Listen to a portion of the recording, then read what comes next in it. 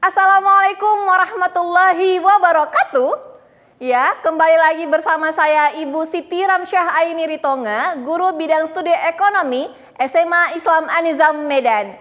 Hari ini kembali lagi di video pembelajaran ekonomi gampang. Baik, mari kita mulai pembelajaran hari ini dengan mengucapkan lafaz Bismillahirrahmanirrahim.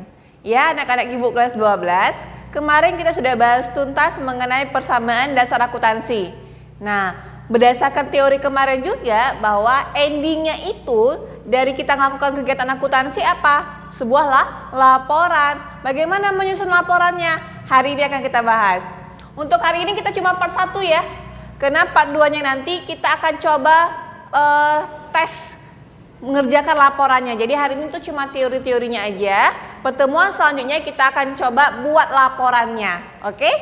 Nah, untuk pertama ini yang akan kita bahas adalah apa sih pengertian laporan keuangan, asumsi dasar penyusunan laporan keuangan, unsur-unsur laporan keuangan, jenis-jenis laporan keuangan, dan fungsi laporan keuangan. Kita lanjut ya. Nah, kalau kemarin kita menyatakan bahwa ending dari sebuah kegiatan akuntansi atau akuntansi disebut sebagai sistem informasi ketika akuntansinya itu dapat menghasilkan sebuah produk namanya laporan. Laporannya akan ditujukan kepada pengguna informasinya, bisa itu eksternal maupun internal. Nah, laporan itu sendiri adalah penyajian yang terstruktur. Ya, terstruktur itu maksudnya dari 1, 2, 3 dia sesuai dan saling berhubungan. Jadi nggak berserakan, tapi berurutan. Itu terstruktur ya. Dari posisi keuangan dan kinerja keuangan suatu perusahaan. Nah, jadi kita udah buat kegiatan transaksinya, kita catat, kita input, ya, kita olah, terjadilah sebuah laporan keuangan. Ya, pada suatu periode, ya, periodenya itu kadang bisa 1 tahun atau periodenya 6 bulan atau bahkan 5 tahun. Atau nggak apa-apa, kadang 1 bulan aja pelaporannya. Jadi ada laporan bulanan, laporan tahunan, laporan per 5 tahun. Nah, ya, yang dilakukan oleh sebuah perusahaan. Nah, laporan keuangan ini juga merupakan tanggung jawab dari manajemen keuangan. Nah, jadi bentuk pelaporan, jadi output dari LPG-nya ya, laporan pertanggungjawaban manajemen keuangan merupakan laporan keuangan. Oke ya. Jadi nanti ada laporannya banyak. Laporan keuangan ini banyak ya. Selanjutnya, nah, ada beberapa komponen laporan keuangan. Artinya gini, hal-hal yang wajib ada di sebuah laporan keuangan. Ya, jadi kan misalnya laporan arus kas atau laporan laba rugi. Ya, apa-apa aja yang harus termuat komponen-komponennya gitu. Ya. Yang pertama, gini saya kasih contohnya. Nah, yang pertama katanya harus ada nama perusahaan pelapor atau identitas lain. Ya, bisa di sini nama perusahaannya apa? PT Surat Kabar Lamak.com. Nah, jadi ini laporan keuangan, komponennya harus ada nama perusahaan. Yang kedua, cakupan laporannya. Cakupan laporan misalnya laporan apa? Di sini dia laporan laba rugi. Nah, hanya 1 perusahaan. Yang ketiga, harus ada tanggal periode yang dicakup di laporan itu. Ya, misalnya kalau ini dari 2017 ke 2017 ya. Jadi per 1 bulan ini, di bulan 11. Ya, jadi 1 November sampai dengan 30 November 2017 harus ada periodenya. Atau misalnya per November 2017 atau misalnya untuk 5 tahun dari tahun berapa 2010 sampai 2015. Yang penting harus ada jelas. Itu komponennya wajib. Yang keempat katanya mata uang pelaporannya kita pakai apa? Rupiah. Nah, jadi dalam IDR Indonesia rupiah. Jadi dibuat juga. Nah, satuan angkanya misalnya kadang kan ini banyak kali nol-nolnya ya. Misalnya sampai pelaporannya itu 5 miliar ya. Biasanya dibuat ini dalam miliar. Gitu. Jadi ini merupakan komponen-komponen yang ada dalam laporan keuangan ya. Jadi nanti pun ketika saya tugaskan kalian buat laporan keuangan ini harus ada. Nah, jadi jangan langsung laporannya gini, tapi juga harus ada identitas perusahaannya, identitas laporannya. Oke? Selanjutnya. Nah, ada asumsi dasar penyusunan laporan keuangan. Ya, asumsi. Yang pertama ada asasnya, ada accrual basic ya, atau dasar akrual. Ini maksudnya gimana?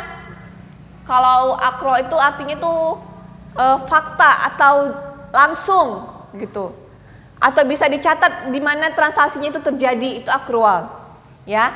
Jadi menurut dasar ini, asas ini ya, aset, harta, liabilitas, utang, ekuitas, modal, penerimaan, pendapatan ya, utang, beban, semua dicatat, diakui pada saat kejadian. Nah, jadi misalnya penerimaannya itu kan kadang kemarin kita udah bahas contoh transaksi keuangan. Ada pendapatan yang belum kita terima. Itu merupakan apa? Piutang. Tapi sudah masuk di pendapatan walaupun uangnya belum kita terima. Nah, gitu maksudnya. Ya. Jadi kalau di accrual ini walaupun uangnya belum kita terima macam piutang tadi, bisa kita akui. Nah, misalnya ada beban, kita belum bayar gitu kan, angsuran lah misalnya. Bisa kita akui walaupun belum ada jelas pengeluaran uangnya itu. Oke? Jadi pada saat kejadian. Namun yang kedua ada asas cash basic, dasar tunai. Ya. Pendapatan dan beban diakui apabila sudah terjadi penerimaannya atau pengeluarannya. Contoh tadi, ya. Kalau dia di accrual, adanya piutang, ya kan? Itu kan pendapatan nih, pendapatan tapi piutang, gitu kan? Belum kita terima. Di asas cash dia nggak diakui, karena belum diterima oleh uang kasnya tunai. Nah, nampak ya perbedaannya ya. Nah, bebannya gitu juga. Kalau bebannya belum benar-benar kita keluarkan uang kasnya itu belum bisa diakui. Tapi kalau ini sudah bisa kita akui, bisa kita catat. Oke, nampak ya? Ingat aja kalau yang dasar tunai ini kasnya itu harus jelas dulu ada keluar atau masuk. Ya. Kalau yang di accrual walaupun tidak ada misalnya jelas keluar atau masuk, misalnya pendapatan dan beban ini bisa diakui kejadiannya. Ya. Paham ya? Oke. Bu, jadi kita pakai yang mana, Bu? Ya. Standar akuntansinya masyarakat itu sepakat menggunakan yang ini. Accrual basic. Ya. Kalau ini biasanya digunakan oleh perusahaan-perusahaan yang melakukan jasa-jasa angsuran. Contohnya mobil yang kredit-kredit, ya, kereta, atau alat-alat elektronik yang mahal-mahal. Kan angsuran. Jadi dia kalau orang mengangsur kan dia nggak misalnya yang bulan ini mereka mengangsur. Masyarakat misalnya gini, ada perusahaan angsuran mobil, ya. Saya seorang yang beli mobilnya ngangsur, ya kan? Udah. Jadi itu kan tiap bulan misalnya saya ngangsur 5 juta, tiap bulan 5 juta, tiap bulan 5 juta. Bagi si perusahaan itu yang mengadopsi asas ini, 5 juta per bulan yang saya berikan, dia nggak diakuinya sebagai pendapatan. Harus lunas dulu, baru pendapatan. Itu dia. Oke ya, selanjutnya. Unsur-unsur dalam laporan keuangan. Nah, ada unsur-unsurnya ya. Oke, ya, yang pertama itu laporan posisi keuangan atau istilahnya lah neraca. Oke, menunjukkan bagaimana posisi perusahaan pada akhir periode. Maksud posisinya apa? Nah, kemarin kita sudah bahas aktiva sama pasiva. Ya, ada balance di situ. Ya, di aktiva kita melihat posisi keuangan harta kita berapa. Di pasiva kita melihat posisi keuangan berapa utang dan berapa modal. Nah, gitu dia posisi keuangannya. Oke.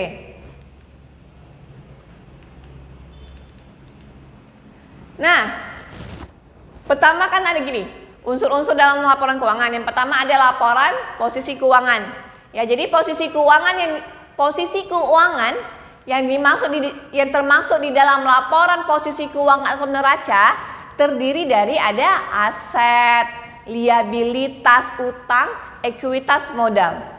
Ya, di laporan posisi keuangan atau neraca, unsur-unsurnya terdiri dari aset, harta, liabilitas utang, dan ekuitas modal.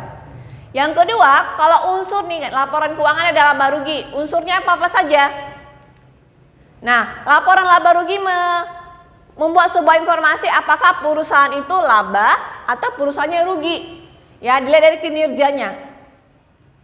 Nah, unsurnya ada apa aja? Ada pendapatan atau penghasilan dan beban-beban yang dikeluarkan oleh perusahaan hingga akhir periode. Oke, nantinya semua pendapatan penerimaan akan dikurangi dengan semua beban atau biaya yang dikeluarkan. Endingnya, kalau pendapatannya lebih besar daripada beban, maka perusahaan akan mengalami keuntungan atau laba. Sebaliknya, ya, kalau bebannya lebih besar daripada penerimaannya, ya, pengeluaran lebih besar daripada penerimaan, maka perusahaan itu akan mengalami kerugian. Nah, ada jenis-jenisnya, ya. Ada 4 laporan keuangan yang biasa. Oke. Yang pertama posisi keuangan neraca. Nanti kita part kedua kita buat contoh pengerjaannya. Ini masih teorinya, ya.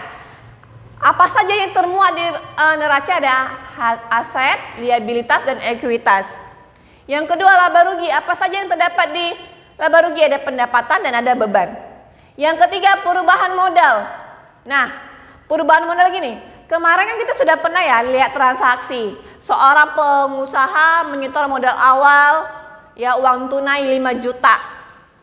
Nah, sepanjang proses kegiatan perusahaan hingga akhir periode, kan modal awalnya misalnya 5 juta nih, cash, ya, uang tunainya 5 juta. Kan bisa jadi adanya laba nanti berubah modalnya, perubahan modal. Bisa jadi modal awalnya 5 juta, akibat adanya transaksi kegiatan perusahaan bisa jadi modal akhirnya jadi 10 juta. Nah, itu perubahan modal.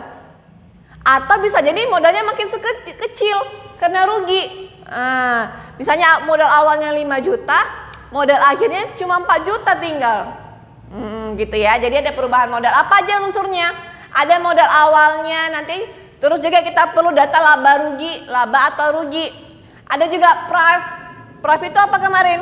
Pengambilan pribadi, ya, pengambilan seorang pengusaha ngambil uang kas untuk keperluan pribadi, gitu ya. Dan nanti akhirnya akan mewujudkan sebuah modal akhir. Rumusnya gimana, Bu? Nah, di part 2 kita jelaskan. Yang keempat adalah laporan arus kas. Nah, biasanya laporan arus kas ini digunakan ketika perusahaan menggunakan asas kas tunai yang tadi, yang kedua. Nah, jadi kalau yang accrual itu dia cuma yang ini 3. Nah, kalau di arus kas ini dia akan melihat kas masuk dan kas keluarnya. Oke? Periode ke depan, part kedua akan kita bahas pertemuan selanjutnya. Ingat aja ada 4. Ya, neraca, laba rugi, perubahan modal, dan arus kas. Nah, apa saja fungsinya? Yang kedua, sebagai alat perencana pengendali kegiatan perusahaan, dasar pembuatan keputusan bagi pimpinan. Iya, jelas dong. Adanya laporan keuangan kita akan bisa mengevaluasi bagaimana kinerja perusahaan. Oh, rupanya periode ini perusahaan mengalami keuntungan yang sangat besar. Dilihat, apa faktor bisa untung besar? Misalnya, pegawainya rajin-rajin. Berarti akan memunculkan sebuah keputusan. Nah, oke, pegawai yang rajin kita tambah honornya, kita tambah tunjangannya, gitu. Jadi adalah pengendalian. Oh, nggak bagus ini laporan keuangannya, kita rugi. Apa yang terjadi? Kenapa rugi? Rupanya biaya terlalu besar daripada penerimaan. Makanya nanti akan ada sebuah muncul keputusan dari laporan keuangan, ya. Yang kedua, ini yang pertama. Nah, laporan keuangan itu harus benar-benar dapat dipertanggungjawabkan oleh pembuat laporan, ya. Jadi laporannya kan dikasih kepada stakeholder, ya, atau pemilik ataupun pemangku kebutuhan laporan. ya orang-orang pihak-pihak yang membutuhkan laporan keuangan. Nantinya ya kembali lagi laporannya ini untuk bisa membuat sebuah keputusan atau kebijakan perusahaan. Oke, ini ya. Ini yang kedua fungsinya. Ingat, laporan itu harus dilakukan dengan jujur, teliti dan dapat dipertanggungjawabkan. Ya, oleh baik itu pihak internal, pihak internal apa aja? Ada ownernya, manajer, sama karyawan, ataupun pihak eksternal. Ya, karena kan laporan ini mau ke pihak eksternal. Oke, siapa aja pihak eksternal yang kemarin? Ada pemerintah, ada masyarakat, ada investor, kreditor. Oke, jadi inilah untuk materi hari ini. Untuk paduannya kita akan lebih agak sulit sedikit aja ya. Nggak boleh, saya kalau suka bilang ekonomi sulit ya. Jadi gampang.